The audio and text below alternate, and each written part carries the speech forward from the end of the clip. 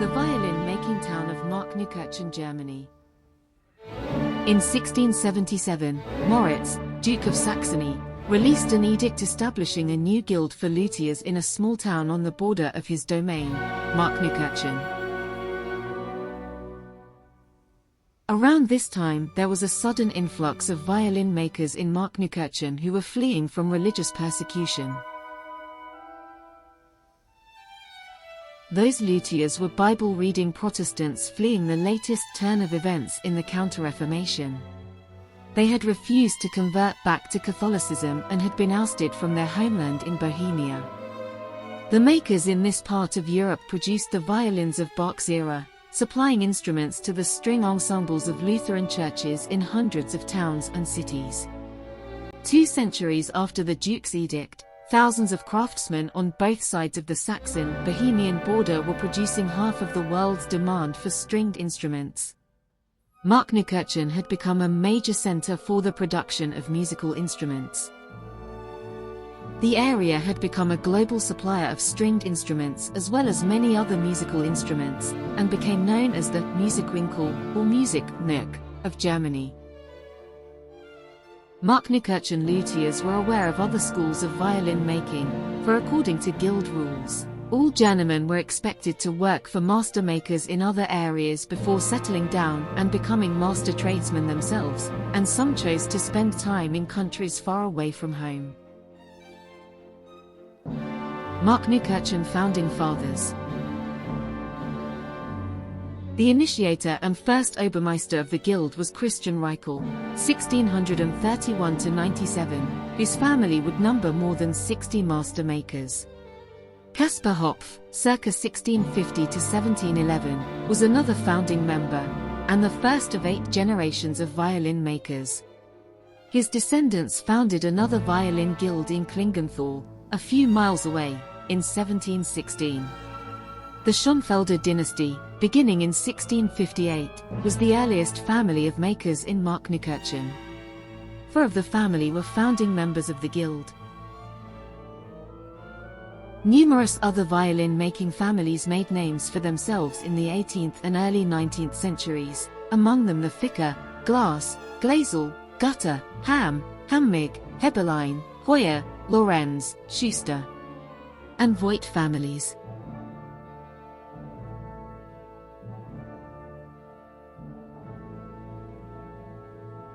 From about 1840 onwards, Markneukirchen became the center of a monumental violin-making operation, involving thousands of self-employed, highly skilled craftsmen on both sides of the Saxon-Bohemian border, all dependent on one another yet working independently.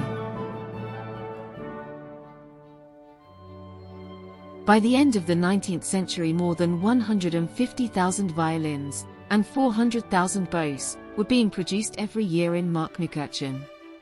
All were essentially made by hand. Over 50% of the global demand for all types of stringed instruments was met by Markneukirchen, and 90% of the market for strings, the gut, came from all over Europe, and from Odessa and Tashkent.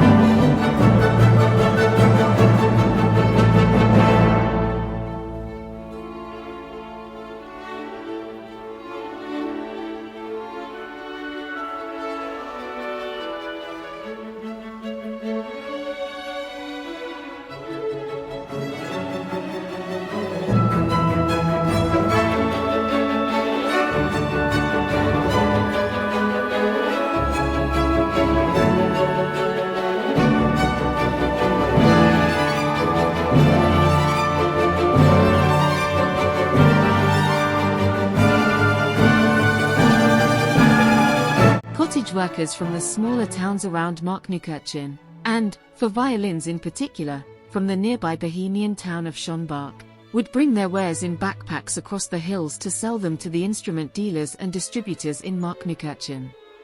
Sometimes the violins would be finished, varnished and labeled in Markneukirchen workshops, but at other times they were made wholly in Schonbach, but still labeled "Made in Germany."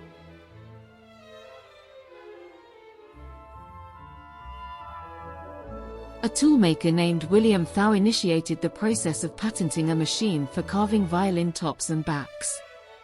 Two different versions of the machine were patented in Germany in 1904. The second version was also patented in France, Austria, Hungary, and the US. Thau himself was the proprietor of Julius Berthold and Company, a tool and machine-making factory in Klingenthal, near Markneukirchen.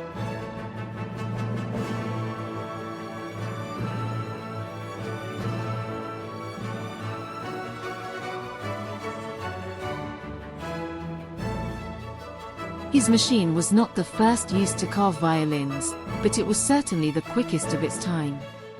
It employed a drum to mount 8 pieces of work, which were rotated at the same rate as a cylinder mounted with patterns.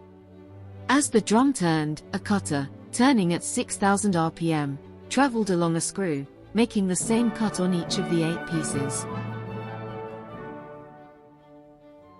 Of Markneukirchen's population of around 8,000, dozens were millionaires.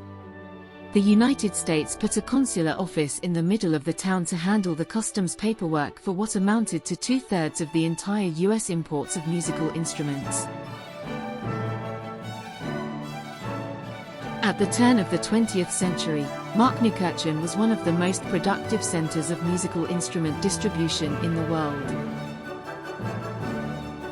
The small German city was best known in the international music trade for its wholesale supply of inexpensive brass, woodwind, and stringed instruments and accessories.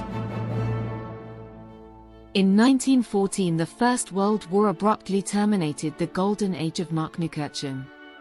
The economic depression that came after the war prevented the violin market from reaching its former level, although in spite of this, some of the art violin luthiers experienced their own golden age in the 1920s and 30s. After the Second World War and the fall of the Iron Curtain, Markneukirchen was in East Germany, cut off from the West. Schonbach, known as Luby in Czech, was in Czechoslovakia, and the German-speaking Schonbach makers and their families were required to leave the country. After many trying experiences as fugitives in various places, 2,000 Schonbach makers ended up in Bubenreuth, in northern Bavaria, where they started making stringed instruments again. Bubenreuth's production soon far outstripped Markneukirchen's.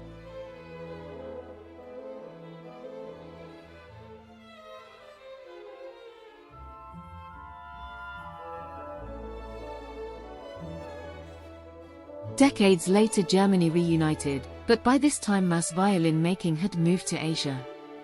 However, the legacy of Saxon, Bohemian violin making lives on, in the crafting of medium-range and high-quality instruments in Markneukirchen and Bubenreuth, where prize-winning luthiers have clients who play in major orchestras around the world.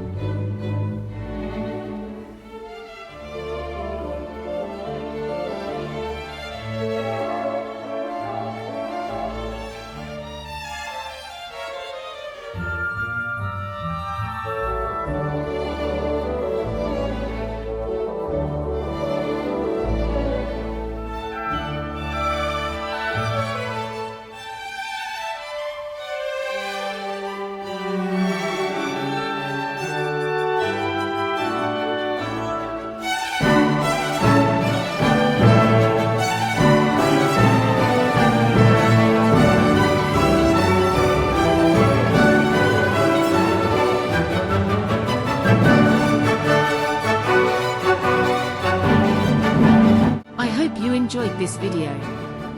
Thanks for watching.